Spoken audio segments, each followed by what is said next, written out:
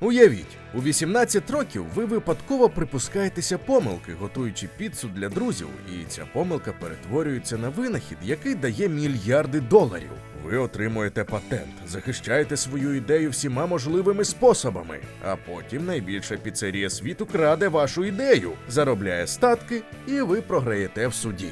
А Ентоні Монджело, людина, яка винайшла Stuffed Crust Pizza, піцу з начиненим бортиком, і уявляти не мусить. Але сьогодні ми поговоримо не просто про піцу. Ми розберемося в питанні, яке хвилює всіх, хто будь-коли будь-що створював.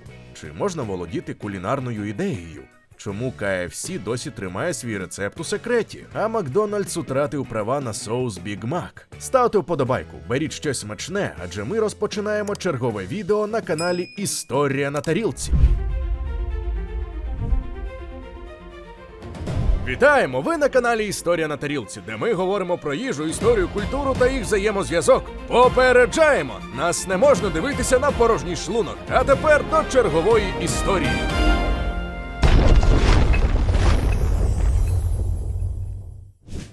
Щоб зрозуміти цю історію, треба почати від родини Монджело. Це не просто італійці-емігранти, це династія сирних інноваторів. Дідусь Ентоні приїхав із Італії до США на початку 1900-х років. За фахом він був лудильником, тому в Америці почав робити те, що вмів найкраще – металеві ємності. Та не абиякі, а спеціальні банки для виробництва рикоти зі спеціальними отворами для стікання сироватки. Батько Ентоні пішов іще далі. Він увійшов до історії як людина, яка створила перший автоматизований механізм для формування моцарелли. Доти італійські сировари формували кожну кульку моцарелли вручну. Тепер це можна було робити автоматизовано.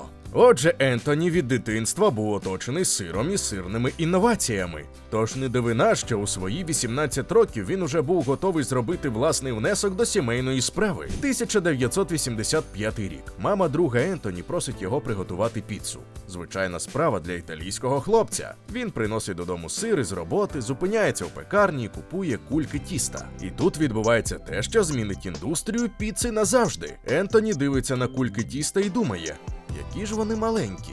Він бере дві кульки, з'єднує їх разом і починає розтягувати. Він знає, яким тонким має бути шар тіста під соусом і сиром. Це стандартна техніка, тому весь надлишок тіста він виштовхує до країв, до бортика. Уявіть собі звичайну спечену піцу. От Ентоні отримав сирий бортик такого самого розміру, як зазвичай буває спечений. Величезний. Але він цього ще не зрозумів одразу. Він наклав соус, насипав сиру згори і поставив у піч, гадаючи, що все гаразд. Дивлячись крізь скляні дверцята духовки, Ентоні бачив, як тісто в бортику починає рости, рости і рости. Воно розпухало, як божевільне, перетворюючись на гігантське кільце навколо піци. Ентоні був шокований. Але коли піцу дістали і усі почали її їсти, то сталося щось несподіване. Середина піци була звичайною і смачною, а потім усі дійшли до того величезного бортика. І коли кусали його, то він сильно здувався, а там всередині порожнина. Ова, подумав Ентоні, якби там щось було всередині, то було б ідеально. Саме так, через збіг кулінарної помилки і випадкового винаходу, народилася ідея Stuffed Crust Pizza – піци, де той бортик, який зазвичай викидають, начинений смачним сиром. Ентоні розповів батькові про свою ідею. Той, як досвідчений винахідник сирного обладнання, зразу сказав: «Ти маєш це захистити, та ще якнайкраще». Про те, як саме захищають кулінарні винаходи. Виявляється, система охорони інтелектуальної власності існує вже дуже давно. Ще в давній Греції, якщо вірити античному пліткареві на ім'я Атеней, у місті Сибаріс влаштовували конкурси нових страв. Якщо журі сподобалася твоя страва, то ти отримував ексклюзивне право готувати її упродовж року в межах міських стін. Звучить як казка для гурманів. Але справжня система захисту творчості з'явилася набагато пізніше, у 1450-ті роки, коли Йоганн Гутенберг винайшов друкарський верстат. Раптом книжки стало можна копіювати дешево і швидко. І виникло запитання, чи писатимуть автори взагалі про щось, якщо будь-хто може безоплатно скопіювати їхню працю. Приблизно тоді таки, в епоху італійського ренесансу, місцеві правителі у Венеції і Флоренції почали видавати винахідникам на кшталт Леонардо да Вінчі ексклюзивні права на їхні творіння на певний період. Це був світанок патентної системи. До речі, про їжу да Вінчі ми зробили півгодинне відео. Радимо переглянути. А 1790 року, лише за кілька років після прийняття Конституції, США ухвалили один із перших законів – закон про авторське право. Батьки-засновники вирішили, щоб заохочувати творчість та інновації, потрібно давати людям захист на певний час, а потім допомагати цим винаходам переходити в публічне користування. Сьогодні існує 5 основних способів захисту інтелектуальної власності, і Ентоні мусив обрати правильний для своєї піци. Копірайт. Чому рецепти не захищені? Перше, що спало на думку, а чому б не захистити рецепта копірайтом, як от книжку чи пісню? Тейлор Свіфт захищає свої пісні копірайтом. Дісней захищав Мікі Мауса 95 років. То чому б і рецептів так не захистити? Та є проблема. Копірайт призначений для захисту творчого вираження, і воно має бути оригінальним і зафіксованим у матеріальній формі. Суди знову і знову постановляють: рецепти – це не творче вираження. Рецепти – це факти і процеси. Копірайт не захищає фактів і не захищає ідей, методів, а чи процесів. Чимало кулінарів намагалися оскаржити це в судах, стверджуючи, що створення рецепта – це творчість. Вони мають моральний аргумент, але не мають юридичного. Отже, копірайт для сирного бортика не працював би. Другий варіант – торговий секрет, як от Кока-Кола, яка тримає свою формулу у таємниці вже понад 100 років. Або KFC з їхнім секретним рецептом паніровки на курці. Торговий секрет захищає інформацію, яку компанія тримає в таємниці, яка має економічну цінність і для якої компанія вживає розумних заходів, щоб зберегти секретність. Дивна річ у торгових секретах. Ви не можете подати заявки на їхню реєстрацію. Якби ви подали, то це скасувало б захист, бо довелося б розкрити секрет урядовій організації. Кока-Кола в 1970-ті роки навіть припинила продаж в Індії, бо індійський уряд вимагав від іноземних компаній ділитися торговими секретами. Кока відмовилася і повернулася на індійський ринок аж у 90-ті, після зміни законів. Але є величезна лазівка: якщо хтось купить ваш продукт і зробить reverse engineering, себто проаналізує і відтворить, то це цілком легально. Макдональдс, наприклад, мав торговий секрет на соус Біг Мак. Але 2012 року, намагаючись бути прозорішими, їхній шеф-кухар зняв відео на YouTube, де показав, як зробити цей соус удома. І Макдональдс втратив захист торгового секрету. Тепер Бургер Кінг може робити такий самий соус, і це законно. Для сирного бортика торговий секрет не підходить, адже коли ви бачите таку піцу, то миттю розумієте – у бортику міститься сир.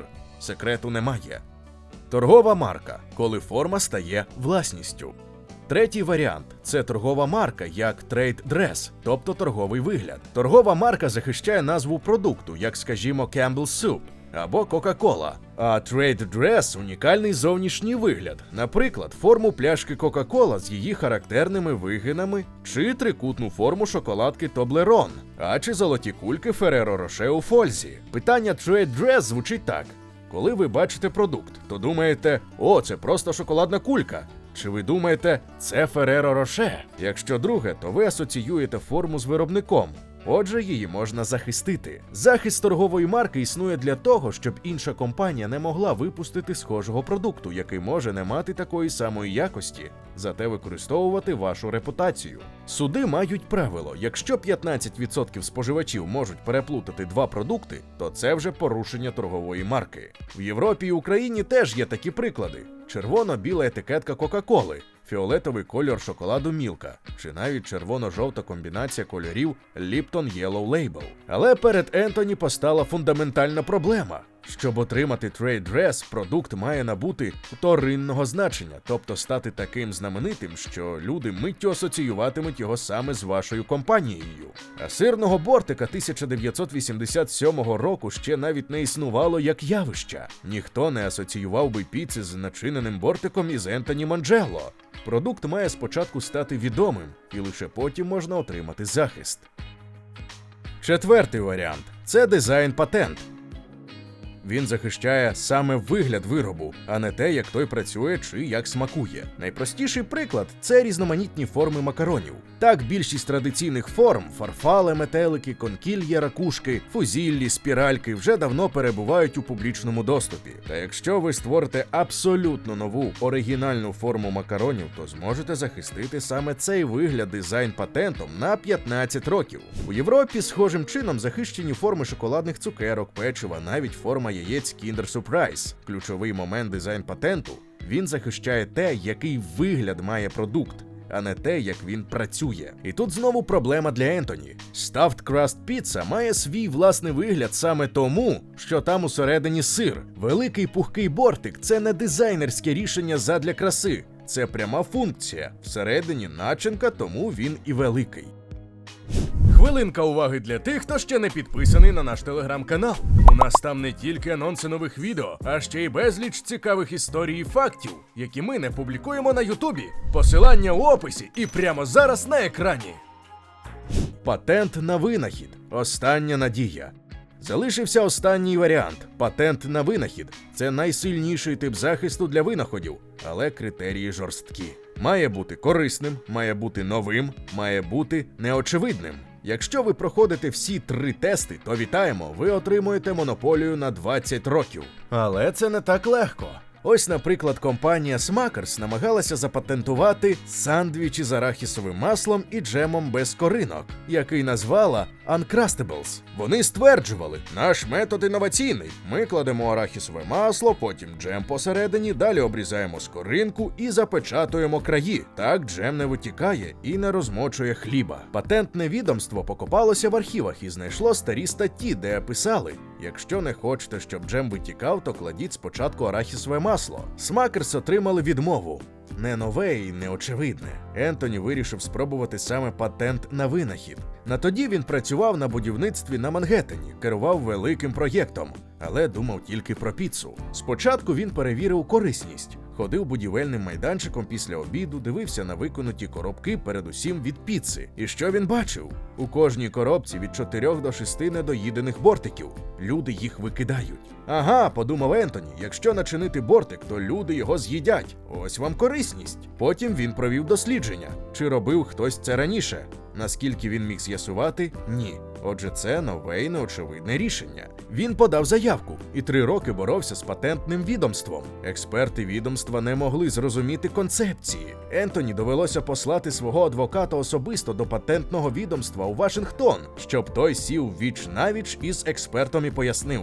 Це піца з начиненим бортиком. Цікаво, що чиновники за океаном мають ті самі особливості, що і в Україні, еге ж? Урешті-решт, 1987 року Ентоні Монджелло отримав патент США номер 466-1361 на піцу з наповненим бортиком.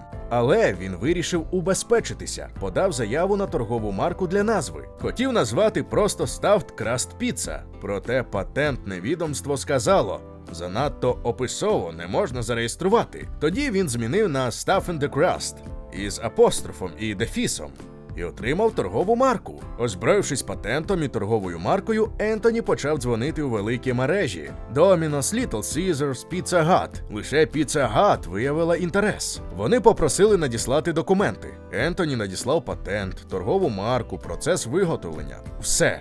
Вони відповіли: дякуємо, та ми не зацікавлені. За кілька років Ентоні спробував знову. Pizza Hut порадили надіслати все до департаменту досліджень. Він надіслав. Знову відмова. 1991 рік. Ентоні заснував власний сирний бізнес Formaggio Cheese. А потім настав 1994 рік. Ентоні сидів у своєму офісі. Йому подзвонив товариш. «Ентоні, вітаю!» «З чим вітаєш?» «Ти продав свою ідею Pizza Hut. Розгорни газету». Ентоні побіг по газету. А там новина на всю сторінку. Pizza Hut запускає рекламну кампанію на $45 мільйонів для свого нового продукту. Stuffed Crust Pizza. Ентоні ледь не зомлів. Pizza Hut стверджувала, що це їхній винахід. Жінка з їхнього департаменту досліджень нібито отримала натхнення від чоловіка на фокус-групі, який сказав, що згодовує бортики своєму псові. Stuffed Crust Pizza стала миттєвою сенсацією. 1994 року Pizza Hut мала 8200 закладів і прибуток, який становив 4 мільярди 600 мільйонів доларів на рік. Після запуску Stuffed Crust 1995 року прибуток виріс до 5 мільярдів 200 мільйонів доларів. А рекламував цю піцу Дональд Трамп. Ентоні подзвонив до Pizza Hut. Його дзвінок швидко передали вищому керівництву. Ми пропонуємо вам $50 000 за ваш патент і торгову марку. Ентоні поміркував і відмовив. У нього ж є патент. Вони порушують його права. Він прагне визнання і частку прибутку. Його адвокат сказав: можемо судитися. Утім, це ж адвокат. Треба було довести, що Pizza Hut робить піцу за методом, описаним у патенті Ентоні. І тут почалася справжня шпигунська операція. Ентоні ходив до піцерії Pizza Hut. Його брат стояв із відеокамерою, намагаючись зняти, як працівники готують піцу на кухні. А Ентоні замовляв Stuffed Crust. І в його кишені був захований ніж. Щойно йому давали піцу, як він біг до столу, виймав ніж і розрізав бортик. Дивився всередину і бачив стрінг чіз, паличкову моцарелу, викладену з проміжками. Точнісінько, як у його патенті. Вони подали до суду. Справа тяглася довго. Pizza Hut стверджувало дві речі. Перша – вони винайшли це самостійно. Друге, вони роблять це інакше, ніж описано в патенті. Ентоні доводив протилежне. Вони скопіювали його метод дослівно. Справу розглядав суддя, як зазвичай буває з патентними справами. І суддя виніс рішення проти Ентоні. Аргументи суддя навів такі. По-перше, Pizza Hut не порушила методу, бо в патенті Ентоні було написано, що він обтискує краї для кожного шматка. А Pizza Hut цього не робила. Ентоні заявив, це не суть. Суть полягає в тому, що вони викладають шматочки сиру на тісто з проміжками точнісінько, як я описав. По-друге, і це було вирішальним, суддя сказав, що патент не дійсний. Він знайшов попередню публікацію схожої техніки в кулінарній книзі Women's Day Encyclopedia of Cookery. Кулінарна енциклопедія до жіночого дня. Суддя фактично анулював патент, сказавши, патентне відомство не мало його видавати. Це може статися. Коли справа йде до суду, то суддя чує набагато більше доказів, аніж патентний експерт при розгляді заявки. І суддя може сказати, цей патент недійсний. Ентоні програв. Він не подав апеляції. Ентоні Монджело досі вважає себе винахідником Stuffed Crust Pizza, і він має на це право. Я дуже шкодую про те, як усе сталося, та правда полягає в тому, що я і є і завжди буду творцем і винахідником Stuffed Crust Pizza. І я маю патент США, виданий 1987 року, щоб це довести. Pizza Hut ніколи цього не винаходили. Вони ніколи не отримували патенту, і ніхто більше не зміг би отримати патенту, бо його маю я. Pizza Hut, можливо, зробила сирний бортик хітом, але слави винахідника в Ентоні не забереш. Сьогодні він досі працює в сирній індустрії, створює інноваційні продукти. Перший, хто запакував мариновані кульки моцарели з травами у зручний стаканчик. Перший, хто обгорнув моцарелу прошутто. Я художник, а сир – це моє полотно, каже він. Урок, якого він навчився. Якщо ви маєте ідею, то біжіть на ринок якнайшвидше.